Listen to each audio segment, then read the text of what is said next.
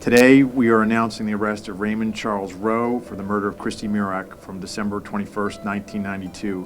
After 25 years, investigators make an arrest in the murder of Christy Mirack. They were able to observe him with a water bottle and connect him to some gum that had been chewed, and they collected that. New technology helped investigators crack the cold case with the hopes of bringing justice to Mirack's family after all these years. Thank you for joining us at 5:30. This is our CBS 21 News special report, Cold Case Cracked. I'm Jasmine Brooks. I'm Rob Hanrahan. In the next half hour, we'll show you how investigators used cutting-edge technology to create a DNA profile that led to the arrest of a local DJ. His name is Raymond Rowe. He's behind bars for the 25-year-old murder of Christy Mirack. And we'll also take a look at the suspect's background and hear from people who knew him. But first, we hear from people who knew and loved Christy. CBS 21's Courtney Highfield kicks off tonight's team coverage with her family's reaction to Monday's arrest. All you have to do is look at these pictures to know the kind of person Christy Mirack was. Always smiling, full of life. She is like a person that walks into the room and is so bubbly. I mean, she'll light up a room with sometimes the smile that she had on her face. These pictures are all her family members have to hold on to now, because the girl in them was tragically taken away. She was a 25-year-old girl who was having fun, had her career, and abruptly was just taken away for no reason. Rewind back to December 21st, 1992. My roommate and I was leaving for work at 7:15, and she had just been out walking the dog, and she saw someone. I never saw the gentleman come out of his car and get head into that apartment. Christy was brutally assaulted and killed inside her Lancaster County apartment. This tragedy that happened to her was not supposed to happen to her. For 25 years, police and Christy's family had no answers as to why this happened or who did it. The last 2 decades have been excruciating. Every day, there was always something that brought it up. There was, whether it was something I was driving in the car, seeing one of my kids, there was waking up in the morning. There was always something you would think about. And it got even harder when Christy's mom passed away. That was one of the things she feared most of, is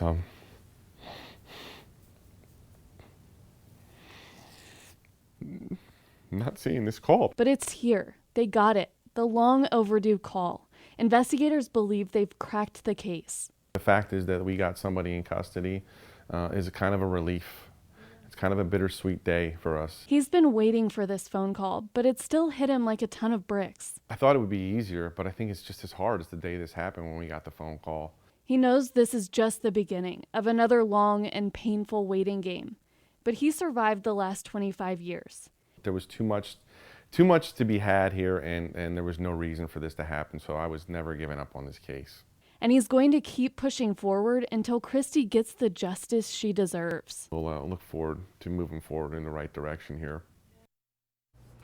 Yet there are still unanswered questions. Right, like he was saying, this really is just the beginning. We have a lot of questions still, and this is really just starting. And a lot of people are asking, well, what was the relationship between Rowe and Christy? And we just don't know. That's the biggest question. Like you said, this whole time he's been wondering, why did this happen? Yeah. There's no reason for it to happen, and he's still wondering. We still don't know. We will keep looking for answers to those questions. Thank you, Courtney. Mm-hmm. News of Monday's arrest in the Mirack case quickly spread to her own hometown. Brian Sheehan joins us live tonight from northeastern Pennsylvania with more on what the community is saying. Well, Rob and Jasmine, Christy Mirack moved out of Shamokin after high school to attend college. However, those who live in her hometown never forgot about her or the case. Now that less than 10,000 people live in that small Northumberland County coal town, Mirack lived here and was a 1985 graduate of Our Lady of Lourdes in nearby Coal Township. We spoke to many people there Tuesday, including a wife of one of Mirack's former classmates, who told us the unsolved case haunted many Lourdes graduates. Now, as we've been reporting, Lancaster County prosecutors credit new DNA technology with helping to solve this case.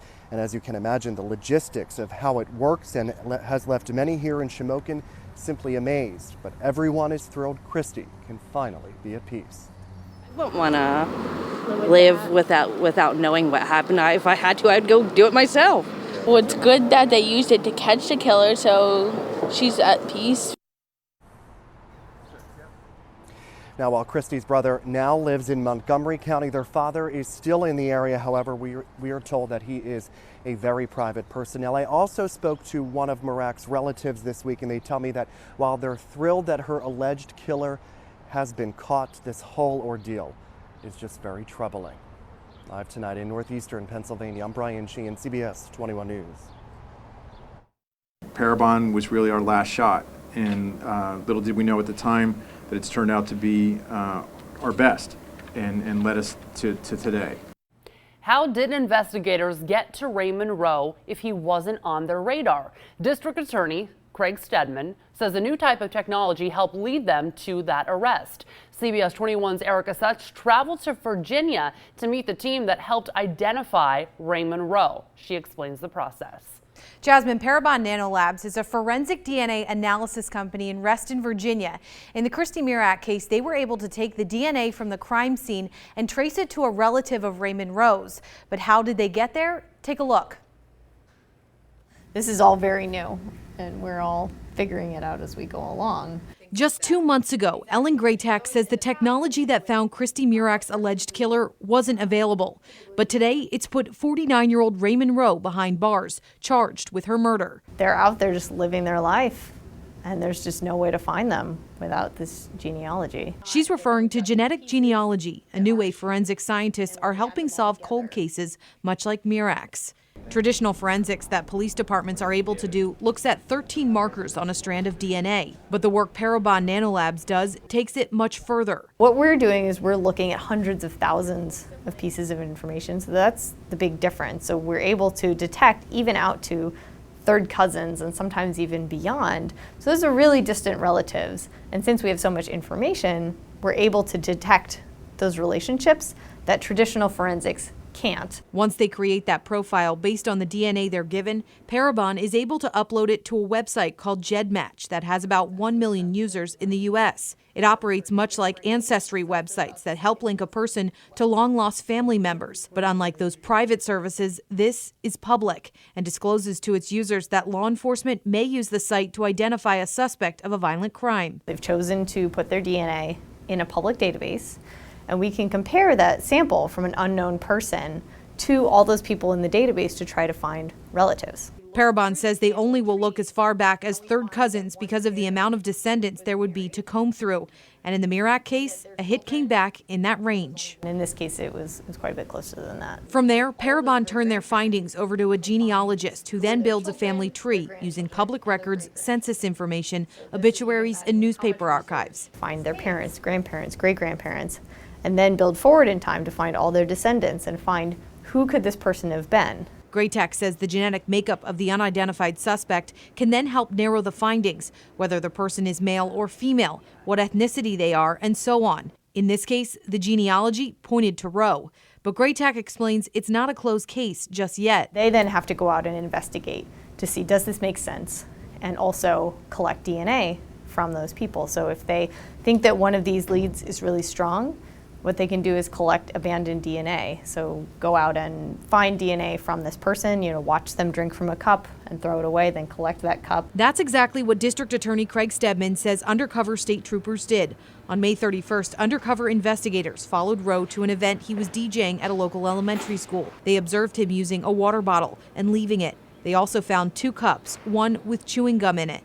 They sent both off to the State Police Crime Lab, and on June 8th, they were alerted that the DNA they collected matched the DNA collected at the crime scene 25 years ago. We gave them the lead, but they're the ones who got the DNA and actually solved that case. And for Ellen, being a part of helping to bring closure to these families is one of the best parts of her job.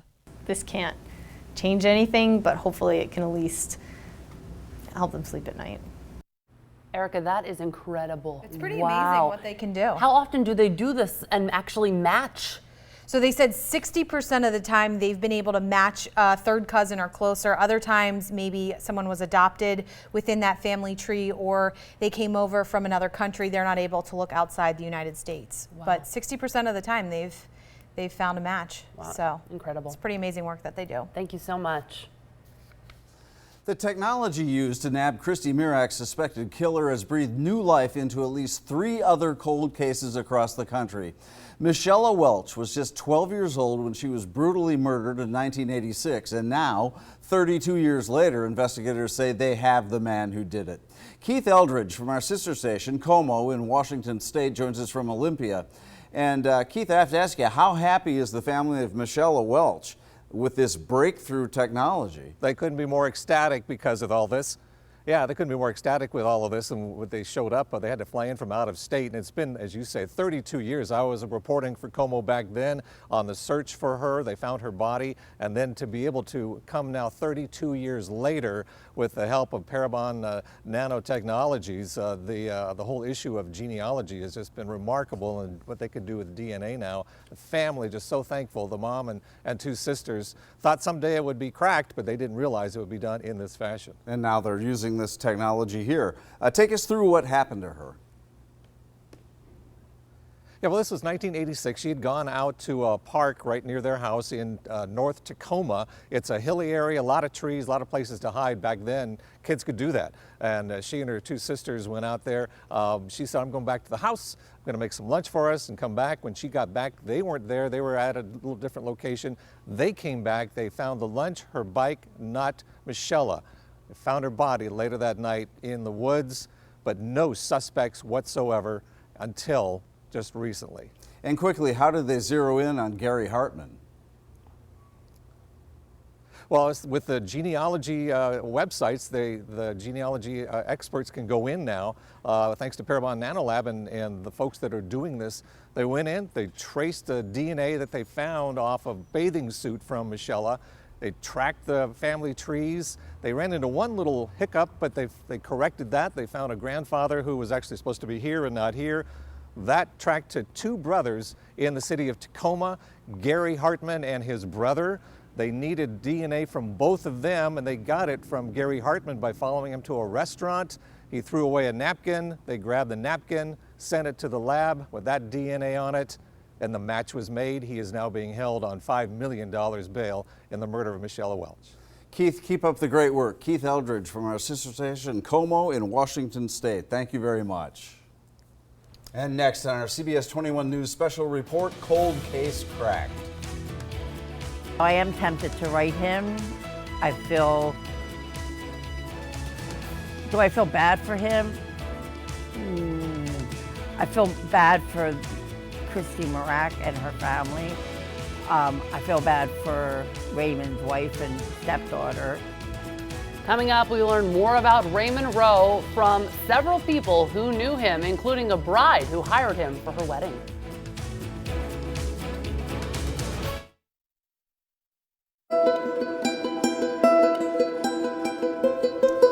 The man arrested for Christy Mirack's murder was a well-known DJ. Raymond Rowe, or DJ Freeze, was hired for local weddings and parties for decades. And tonight, we are taking a closer look at Rowe, the suspected killer, who was free longer than Christy Mirack was alive.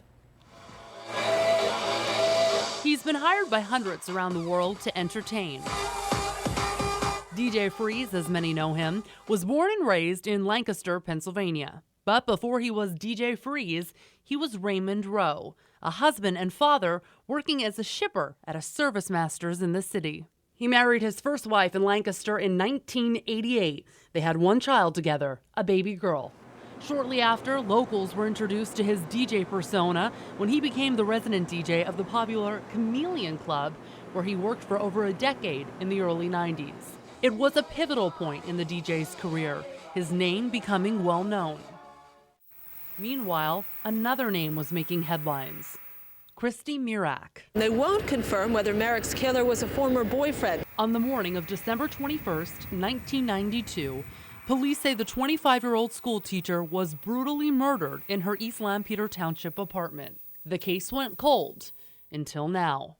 An arrest made tonight in a brutal murder of Lancaster County school teacher Christy Mirack. It happened 25 years ago. Today, we are announcing the arrest of Raymond Charles Rowe for the murder of Christy Mirack from December 21st, 1992. Raymond Rowe, now a suspected murderer.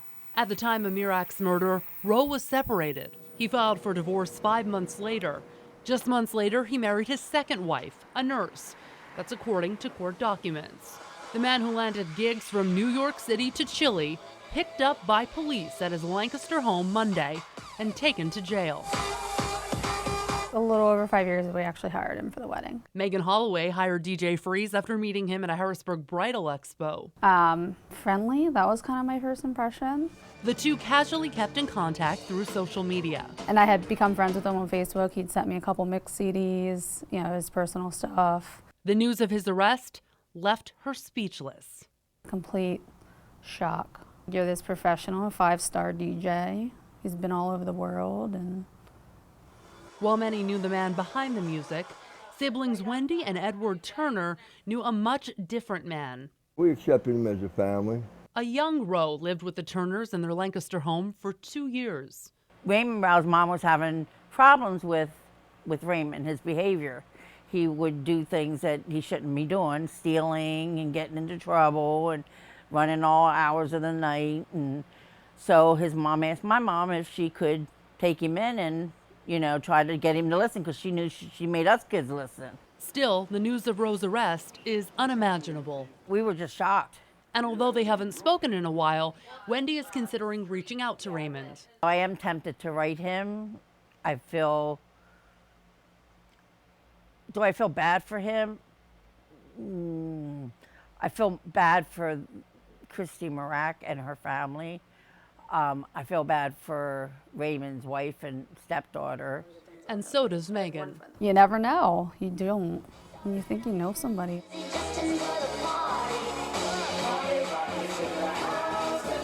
And remember, everyone is innocent until proven guilty. There are still a few things we're working to find out from investigators. First, how did Christy Mirack and Raymond Rowe know each other?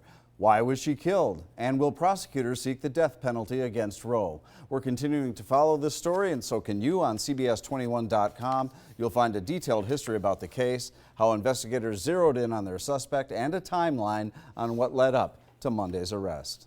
All right, here's